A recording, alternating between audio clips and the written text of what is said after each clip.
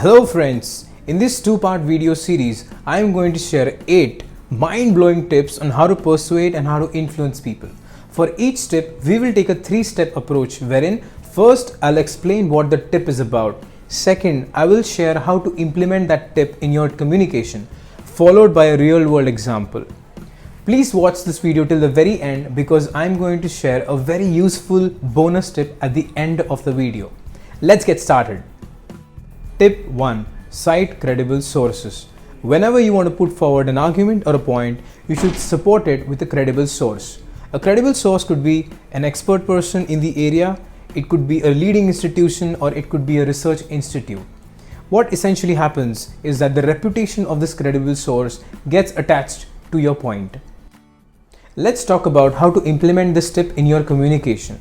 Now, based on the topic or the context of the conversation, first, determine the top experts and their work.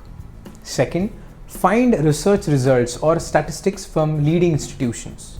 Then combine these statistics to put forward your point.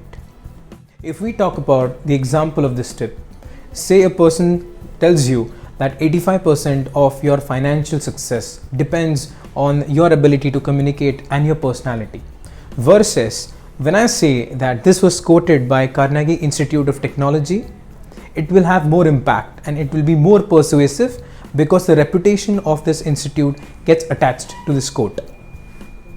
Tip 2. Establish urgency or scarcity.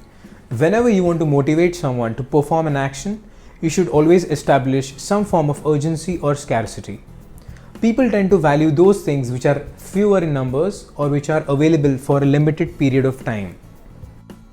To implement this tip, first, convey the limited time to act.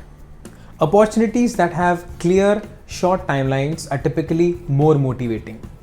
Second, if applicable, explain the reason why the time is limited. It could be shortage of supplies, it could be shortage of resources. And finally, my personal favorite, the loss framing. Clarify what would you lose or miss if you do not act now. It's like instilling the fear of missing out, FOMO. A perfect example that most of us can relate to is the Amazon's lightning deal of the day. First of all, it has clear and short deadlines. Second, there's a clear comparison between the offer price and the current price.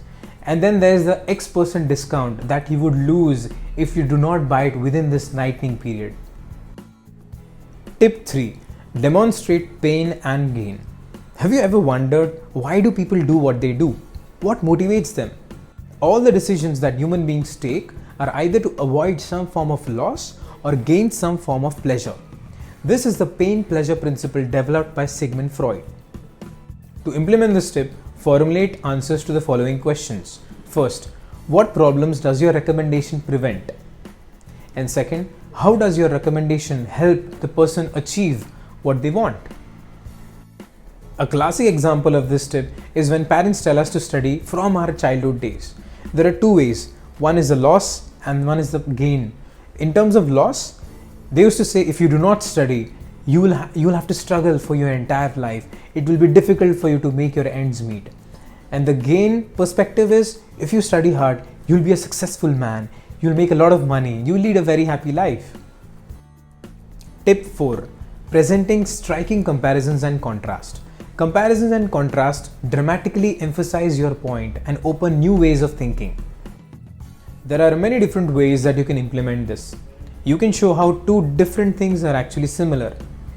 You can show sharp distinctions between the preferred choice and the non-preferred choice. Also, when you want to give a good news and a bad news, you should always first give a bad news and then a good news. We use qualifiers like but and however to present two contrasting ideas. In such a scenario, first give a bad news and then a good news. An example could be, we have been facing challenges lately, but this initiative was quite successful. A simple example of this tip is the different product pricing plans. There are basic plans, standard plans, premium plans, elite plans. Now, what happens is that under each of the plan, all the features are covered and you are presented with a comparison scenario. How the brain thinks is, why not give a few more extra bucks or for some incremental cost, I'm getting so many more features. So let's go for the standard plan as compared to the basic one. We have now reached to the end of the part 1 and it's time for the bonus tip. It's a fancy term called as potent imaging. I came across this term when I was going through a communication book. What it says is that to give more power and push to your point, you should use analogies from the listener's world. What it simply means is when you want to put forward a point or explain a concept, use words and situations from the listener's area of interest.